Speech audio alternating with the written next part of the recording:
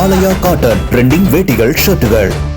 சென்னை அரசு கலைக் கல்லூரியில் கேண்டீனில் பணிபுரியும் 22 வயது இளம்பெண் 3 நபர்களால் பாலியல் வன்கொடுமை செய்யப்பட்டுள்ளதை கண்டித்து தமிழகத்தில் பெண்கள் பாதுகாப்பு கேள்விக்குறியாக உள்ளது என்று அண்ணாமலை தெரிவித்துள்ளார். இதுகுறித்த கூடுதல் விவரங்களை எமது செய்தியாளர் ராஜகுமரன் வழங்க கேட்கலாம். வணக்கம் ராஜகுமரன், விவரங்கள் என்ன? சென்னையில் கல்லூரி கேண்டீன் ஒன்றில் பணிபுரியக்கூடிய இளம்பெண் ஒருவருக்கு பாலியல் வன்முறை செய்யப்பட்டிருக்கக்கூடிய நிலையில் அதை சுட்டிக்காட்டி பதிவிட்டிருக்கக்கூடிய அண்ணாமலை 3 நபர்களால் அந்த பெண் பாலியல் வன்முறைக்கு உள்ளாக்கப்பட்டிருக்கின்றார் என்ற செய்தி அதிர்ச்சி அளிப்பதாக குறிப்பிட்டிருக்கின்றார்.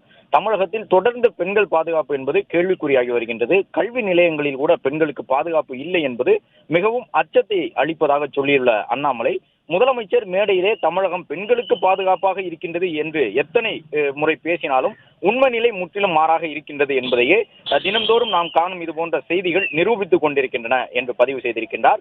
முதலில் தமிழகத்தில் பெண்கள் பாதுகாப்பாக இல்லை என்ற கடினமான உண்மையை திமுக அரசு ஏற்றுக்கொள்ள வேண்டும். அப்போதுதான் அதற்கு ஏற்ற நடவடிக்கைகளை திட்டமிட முடியும் என்று குறிப்பிட்டிருக்கக்கூடிய அண்ணாமலை, அதை விடுத்து ஒரு மாய உலகத்தில் அமர்ந்து கொண்டு யாரோ சொன்னதை அப்படியே ஒப்பித்து சொல்வதல்ல முதலமைச்சர் பணி என்றும் குறிப்பிட்டிருக்கின்றார்.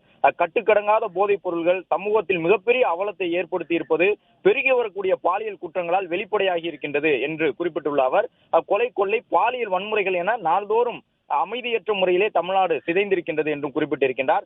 திமுக ஆட்சியினுடைய இருண்ட காலம் இன்னும் சில நாட்களில் முடிந்துவிடும் என்ற ஒரே நம்பிக்கை தான் தமிழக மக்களுக்கு தற்பொழுது நம்பிக்கை அளிக்கக்கூடிய ஒரே விஷயம் என்றும் அண்ணாமலை குறிப்பிட்டுள்ளார்.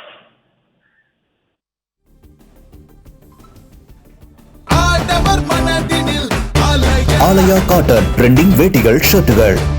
பிளே ஸ்டோர் மற்றும் ஆப் ஸ்டோரில் இருந்து பாலிமர் செயலியை QR கோடு மூலம் பதிவிறக்கம் செய்யுங்கள்.